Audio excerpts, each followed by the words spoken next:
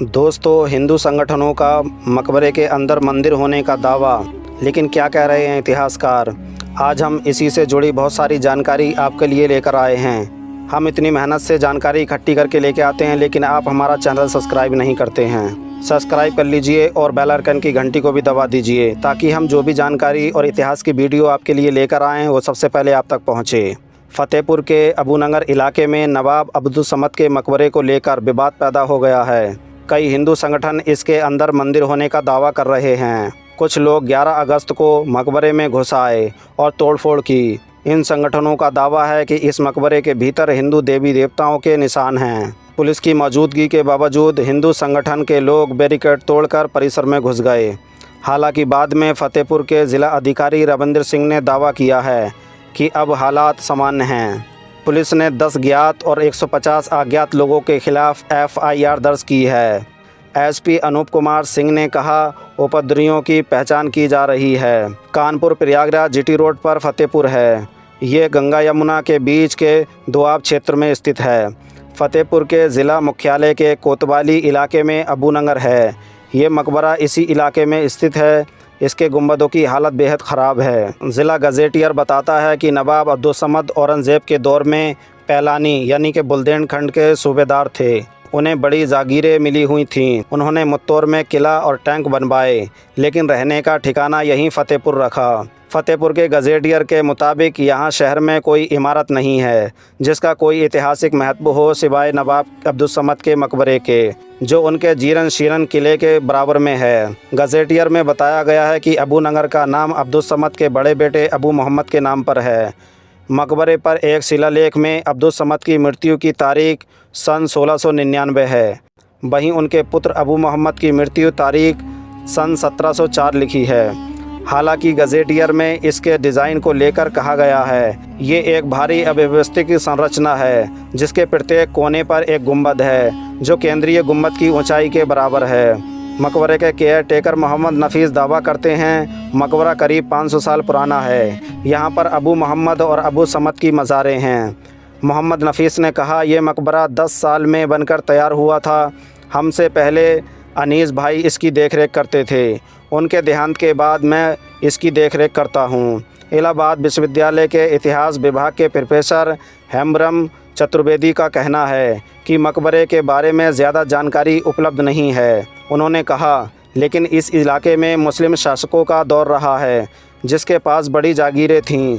वो इस इलाके में होने वाले व्यापार को सुरक्षा देते थे। ऐसे में मृत्यु उपरांत उनका मकबरा भी वहीं बनता जहां वो रहते थे। इस विवाद के बाद इतिहासकारों की रुचि इस मकबरे में बढ़ गई है। लखनऊ के इतिहासकार रवि भट्ट के मुताबिक अब्दुल समद के बारे में ज़्यादा जानकारी उपलब्ध नहीं है, मगर उस वक्त के लोगों के नाम पर मकबरा बनाया जाता था। उन्होंने कहा, मकबरे के विवाद में दोनों पक्ष संतोषजनक प्रमाण नहीं दे पा रहे हैं।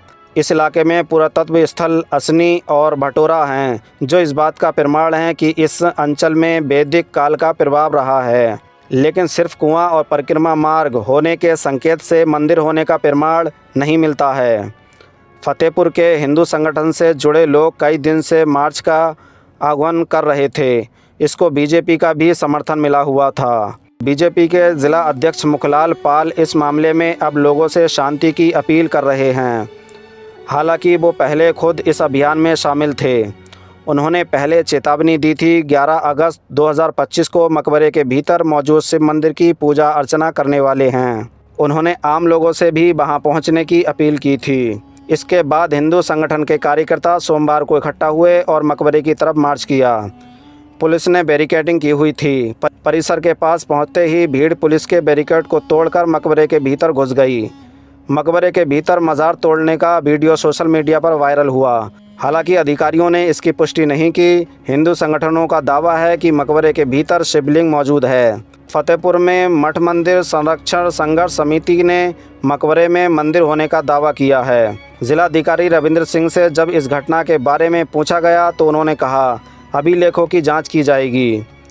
इस मामले को लेकर सत्ताधारी BJP और विपक्षी समाजवादी पार्टी एक दूसरे पर आरोप लगा रहे हैं।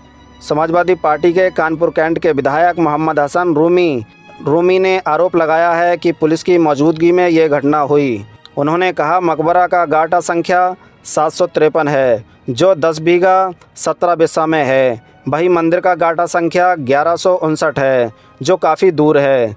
रूमी ने विधानसभा अध्यक्ष को पत्र लिखकर इस मामले पर चर्चा कराने की मांग की है। समाजवादी पार्टी के अध्यक्ष अखिलेश यादव ने एक्स पर लिखा, फतेहपुर में घटी घटना तेज़ी से खत्म होती भाजपा की निशानी है। जब जब भाजपा और उनके संगी साथियों की पोल खुलने लगती है, तब तब सौहार्द बिगाड़ने की साजिश की जाती है। जनता अब इस भाजपाई चाल को समझ गई है। अब ऐसी करतूतों में जनता ना तो अटकेगी और ना ही इन घटनाओं से भटकेगी। इसके जवाब में बीजेपी और सरकार की तरफ से उप मुख्यमंत्री ब्रजेश पाठक ने समाजवादी पार्टी की आलोचना की है। उनकी तरफ से जारी बयान में कहा गया, अखिलेश अपने बयानों के जरिए केवल राजनीतिक लाभ लेने की कोशिश कर रहे हैं, जिससे प्रदेश का माहौल ख़राब हो सकता है। इस मामले पर मंगलवार को विधानसभा में भी हंगामा हुआ। इस पर वित्त एवं संसदीय कार्य मंत्री सुरेश खन्ना ने कहा, क्राइम नंबर 319 के तहत एफआईआर दर्ज है। पप्पू चौहान का नाम सामने आया है। एफआईआर के मुताबिक समाजवादी पार्टी के नेता पप्पू सिंह चौहान ने मकबरे में तोड़फोड़ की थी। सपा जिलाध्यक्ष सुरेंद्र प्रताप सिंह ने पप्पू सिंह चौहान को पार्टी से निष्कासित कर दिया है। इसके अलावा एफआईआर में 9 अन्य लोग हैं जो बीजेपी या हिंदूवादी संगठनों से जुड़े हुए हैं। वहीं समाजवादी पार्टी के फतेहपुर के सांसद नरेश उत्तम पटेल ने गृह मंत्री अमित शाह को एक पत्र भी लिखा है। इसमें दावा किया गया है लगभग 350 साल पुराना मकबरा है, जो अभिलेखों में राष्ट्रीय संपत्ति दर्ज है, लेकिन इसके अंतर्गत जो ज़मीन है उस पर भूमाफियाओं का कब्जा है। तो ये था इतिहास।